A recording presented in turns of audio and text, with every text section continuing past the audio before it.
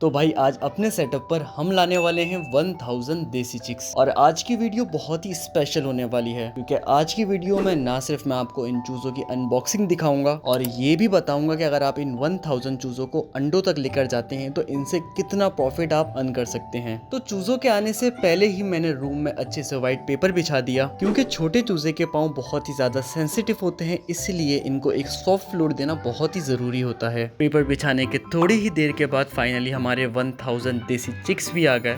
खैर चूजों के आते ही जल्दी जल्दी मैंने इनकी अनबॉक्सिंग शुरू करी और ये एक दिन का चूजा वाकई में रुई का गोला लगता है। खैर इसके बाद इन चूजों के पानी के अंदर मैंने कुछ एंटीबायोटिक्स ऐड कर दी ताकि किसी भी किस्म का बैक्टीरियल इन्फेक्शन हमारे चूजों में डेवलप ना हो सके। तो अब बात कर लेते हैं 1000 चिक्स की फिजिबिलिटी की। और ये 1000 वैक्सीनेटेड फीमेल चिक्स आपको कॉस्ट करेंगे ऑलमोस्ट 90,000 रुपीज में और 4.5 मंथ के अंदर ये ऑलमोस्ट 130 फीट के बैग कंज्यूम कर लेंगे, जो कि आपको कॉस्ट करेंगे ऑलमोस्ट 9,10,000 रुपीज में। और इस कंप्लीट ड्यूरेशन के अंदर हमारे चूजों पे मेडिसिन और वैक्सीनेशन की जो टोटल कॉस्ट आएगी वो आएगी ऑलमोस्ट 40,000 रुपीज। और अगर इस टोटल इन्वेस्टमेंट के अंदर मैं मिसलिनियस एक्सपेंसेस भी ऐड करूं जैसा कि white paper, rice husk, electricity cost, तो ये कंप्लीट फ्लॉक हमें कॉस्ट कर जाएगा ऑलमोस्ट 11 लाख रुपीज में। तो अब बात कर लेते हैं प्रॉफिट की। तो सपोज करते हैं इन 4.5 महीने के अंदर हमारे टोटल 7% चिक्स की डेथ होती है,